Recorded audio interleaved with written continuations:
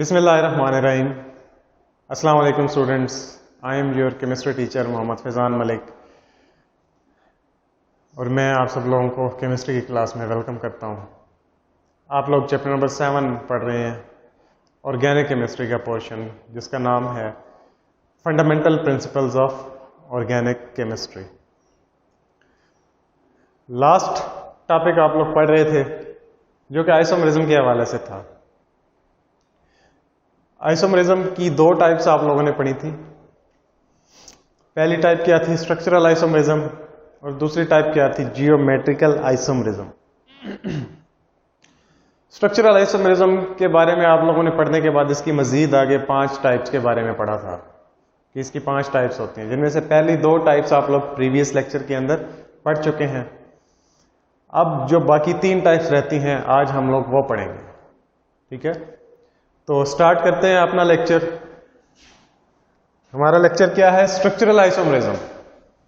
ठीक है, उसकी पहली 2 टाइप्स आप लोग पढ़ चुके हैं। तीसरी टाइप जो है वो क्या है? Functional group isomerism. ठीक है, थर्ड टाइप जो है वो कौन सी है?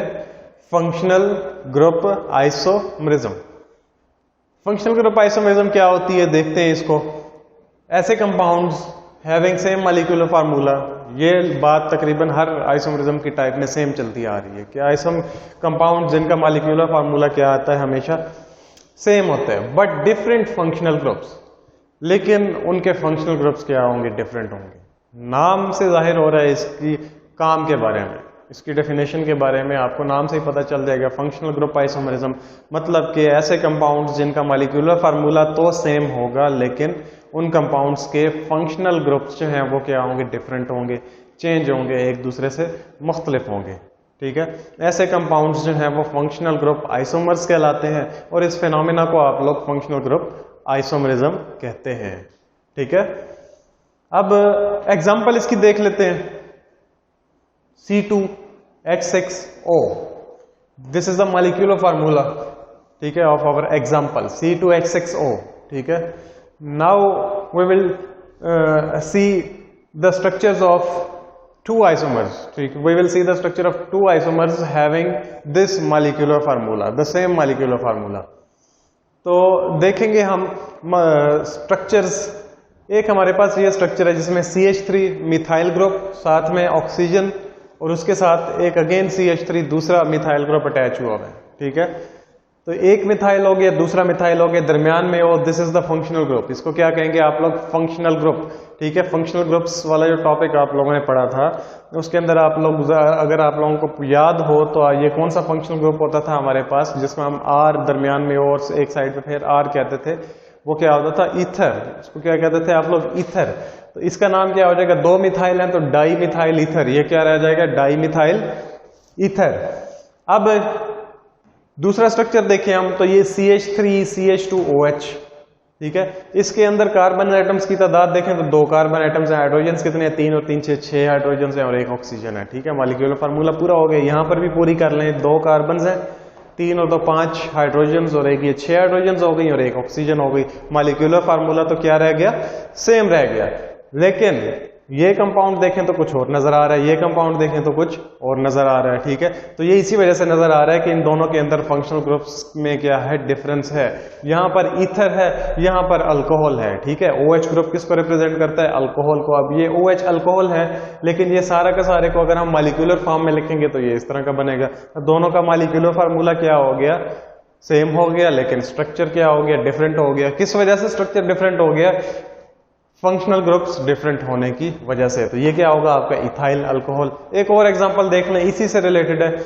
यहां पर मिथाइल है तो आप इथाइल लगा दें, एक एक कार्बन और बढ़ा दें, C4H10O, मॉलिक्यूलर फार्मूला बन जाएगा CH3CH2O CH2CH3। ठीक है, अगेन ये आपका क्या हो गया?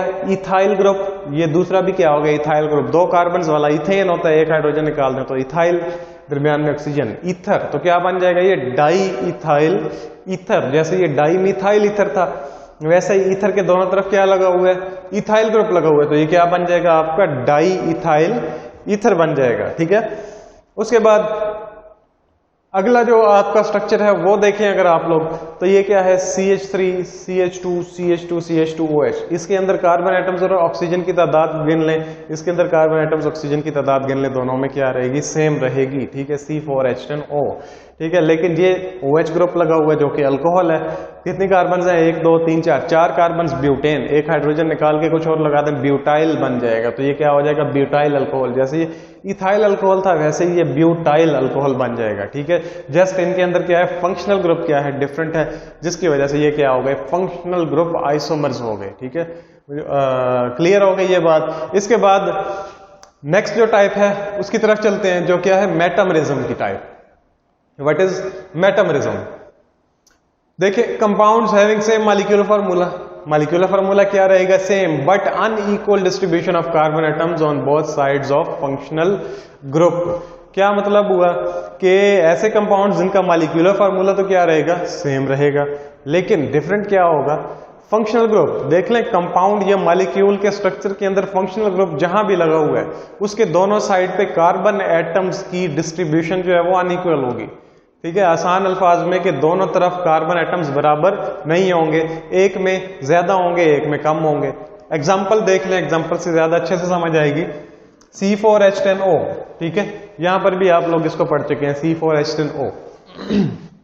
देखें जरा, CH3 CH2O CH2 CH3 diethyl ether, आप लोग पहले भी एग्जाम्पल पढ़ चुके हैं। ये डाईथाइल ईथर है, इसके अंदर फंक्शनल ग्रुप कौन सा है, O, ये फंक्शनल ग्रुप है, ये फंक्शनल ग्रुप हो गया। इसके दोनों साइड्स पे देखें कितने कितने कार्बन एटम्स हैं, यहां पर कितने हैं, 1 2, और यहां पर कितने हैं, 1 2, दो कार्बन एटम्स दोनों साइड पे, ठीक है, तो एक कंपाउंड हो गया। अब इसका दूसरा आइसोमर अगर आप लोग देखें तो इस ऑक्सीजन को आप इन दो कार्बन के दरमियान में अगर लगा दें, इस ऑक्सीजन को इन दो कार्बन के दरमियान में लगा दें, लगा सकते हैं, पॉसिबल है, कंपाउंड्स हैं ऐसे, ठीक है। तो CH3 CH2 CH2, ये ऑक्सीजन दरमियान में आ गई, O और फिर CH3। अब फंक्शनल ग्रुप को देख लें, एक साइड पे एक कार्बन है और इस साइड पे कितनी है, 3 कार्बन है। हालांकि मॉलिक्यूलर फार्मूला दोनों का क्या है, सेम है, बट फंक्शनल ग्रुप के दोनों अतराफ में नंबर ऑफ कार्बन एटम्स जो है वो क्या है, डिफरेंट है, उनकी डिस्ट्रीब्यूशन जो है वो तादाद जो है वो क्या है, डिफरेंट है। तो ऐसे आइसोमर्स को आप क्या कहेंगे, मेटामर्स, और इस फिनोमेना को क्या कहेंगे, मेटामरिज्म। और ये कौन सा कंपाउंड बन जाएगा, दरमियान में ईथर है, ईथरल ग्रुप दरमियान में है, दोनों साइड्स पे क्या है, इथाइल, तो डाईथाइल ईथर। ये देखें यहां पर इस साइड पे CH3 है, ये मिथाइल हो गया, इस साइड पे क्या है, प्रोपेन, प्रोपाइल ग्रुप हो गया, 3 कार्बन हैं तो प्रोपाइल ग्रुप हो गया, तो ये क्या होगा, methyl propyl ether, methyl propyl ether, ठीक है। इसी से मिलती जुलती एक और कीटोन की एग्जांपल लेते हैं। कीटोन क्या होता है कि C डबल बॉन्ड हो, एक कार्बोनिल ग्रुप, उसके दोनों साइड्स पे R अल्काइल ग्रुप्स लगे हुए हो, तो उसको क्या कहते हैं, कीटोन।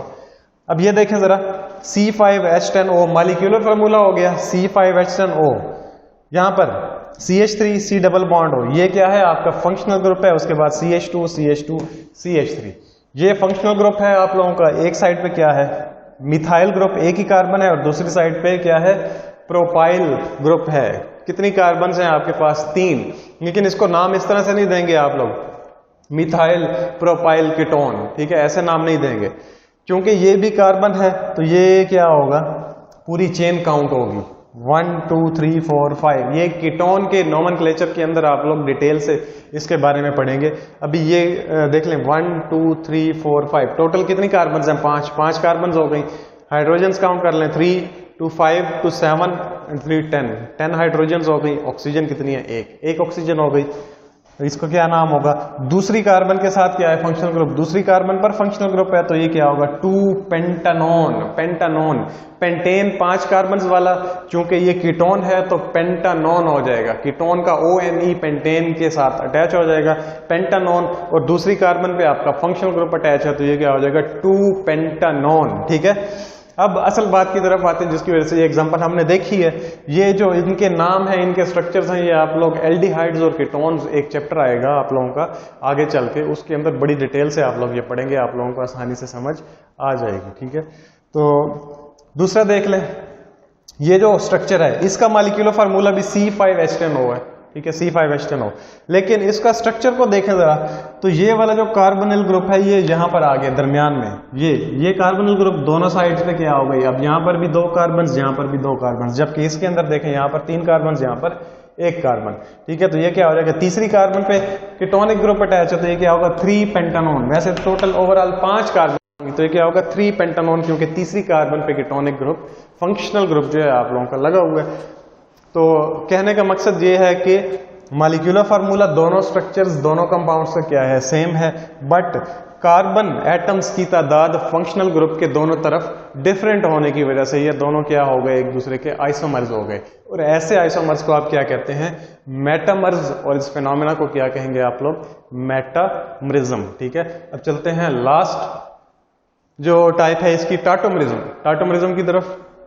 टाटोमरिज्म क्या होती है, isomers having same molecular formula. ऐसे आइसोमर्स जिनका मॉलिक्यूलर फार्मूला क्या रहेगा, same, but different in position of hydrogen atom, ठीक है, या difference in position of hydrogen atom. Molecular formula compounds का सेम रहेगा, लेकिन दोनों कंपाउंड्स का जब स्ट्रक्चर ड्रॉ करेंगे तो हाइड्रोजन एटम्स की जो जगह होगी, हाइड्रोजन एटम्स की जो एक प्लेस होगी, ठीक है, वो दोनों स्ट्रक्चर्स के अंदर क्या रहेगी, डिफरेंट रहेगी, ठीक है। ऐसे आइसोमर्स को आप लोग क्या कहते हैं, टाटोमर्स, और इस फिनोमेना को क्या कहते हैं आप लोग, टाटोमरिज्म। एग्जांपल देखते हैं, एसीटोन, C डबल बॉन्ड हो, एक तरफ CH3 है, दूसरी तरफ भी क्या है, CH3 है, ठीक है। इसको आप लोग 2-प्रोपानोन भी कह सकते हैं, लेकिन इसका एक जनरल नाम है इस कंपाउंड का, जिसे क्या कहते हैं आप लोग, एसीटोन। ये बिल्कुल इसी से मिलता जुलता एक कंपाउंड है, यहाँ पर CH3 है, यहाँ पर ये 3 कार्बन की जगह एक ही कार्बन लगा दें तो ये वाला कंपाउंड बन जाएगा। तो क्या होगा ये एसीटोन। अब एसीटोन जो है ये इसकी 2 फॉर्म्स होती हैं, 2 फॉर्म्स में रहता है ये।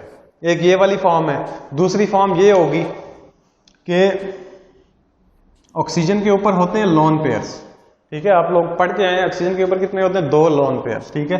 तो यहां पर जो आप लोगों का CH3 है, इसको मैं हाइड्रोजन अलग-अलग कर दूं, अगर CH3 इस तरह से है तो ये इस पे पार्शियल पॉजिटिव चार्ज होता है, इलेक्ट्रॉन्स, ये 2 इलेक्ट्रॉन्स नेगेटिव चार्ज, तो ये 2 इलेक्ट्रॉन्स हाइड्रोजन को करीब जानकर इसके ऊपर अटैक कर देते हैं, ठीक है। और ये वाला जो हाइड्रोजन है ये इस ऑक्सीजन के साथ अटैच हो जाता है। जब ये हाइड्रोजन इस ऑक्सीजन के साथ अटैच होगा तो यहां पर डबल बॉन्ड खत्म होना पड़ेगा, क्योंकि ऑक्सीजन मैक्सिमम 2 बॉन्ड बना सकता है।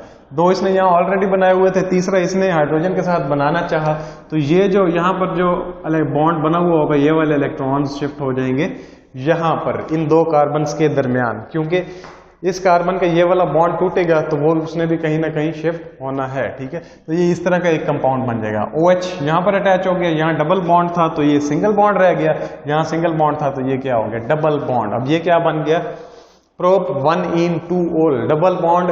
अल्कीन की वजह से इसका नाम 1-ene रखा, क्योंकि पहली कार्बन के साथ डबल बॉन्ड है और दूसरी कार्बन पे hydroxyl group OL, alcoholic group attach है।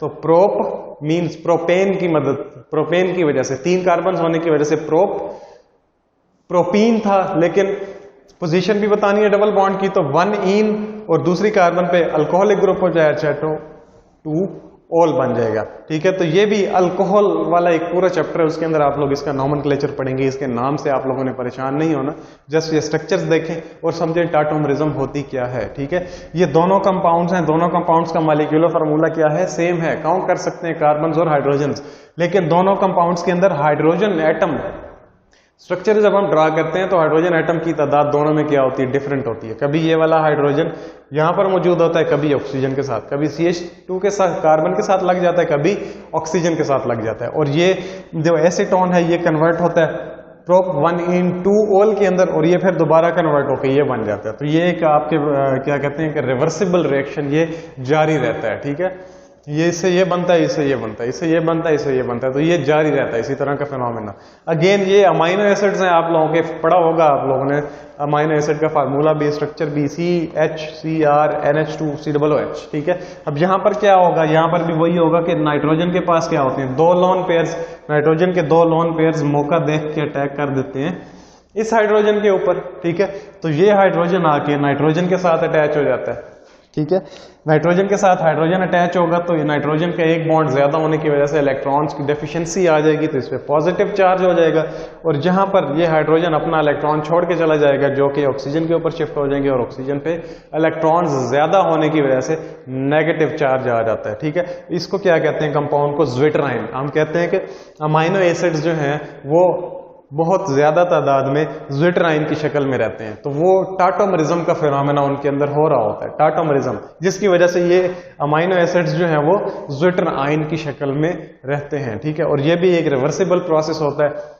ये नाइट्रोजन हाइड्रोजन पे अटैक करके अपने साथ मिला लेता है। ठीक है, इस पे नेगेटिव चार्ज आ जाता है, फिर ये नेगेटिव चार्ज क्या करता है, दोबारा इस हाइड्रोजन पे अटैक करके अपना हाइड्रोजन वापस ले लेता है। जब वापस लेगा तो फिर से ये बन जाएगा। ठीक है, ये बनेगा तो फिर इसके लोन पे मौका देख के हाइड्रोजन पे अटैक कर देंगे, फिर ये बन जाएगा। फिर जब ये स्टेबल होगा तो ये नेगेटिव चार्ज फिर हाइड्रोजन पे अटैक करके अपना हाइड्रोजन वापस ले लेगा। तो ये फिनोमेना चलता रहता है। अमाइनो एसिड्स ज्विटराइन में कन्वर्ट होते रहते हैं, ज्विटराइन अमाइनो एसिड्स में कन्वर्ट होते रहते हैं। ठीक है, तो मकसद आप लोगों को टाटोमरिज्म समझाना था। उम्मीद है आप लोगों को समझ आ गई होगी। आज का जो हमारा टॉपिक है वो यहीं तक था। इंशाल्लाह नेक्स्ट लेक्चर के अंदर हम जो बिल्कुल आखिरी टाइप है आइसोमरिज्म की, जिसे आप लोग ज्योमेट्रिकल आइसोमरिज्म के नाम से याद करते हैं, याद करेंगे भी सही आगे, वो पढ़ेंगे। अब तक के लिए इतना ही, मिलते हैं नेक्स्ट क्लास के अंदर। तब तक के लिए अल्लाह हाफिज।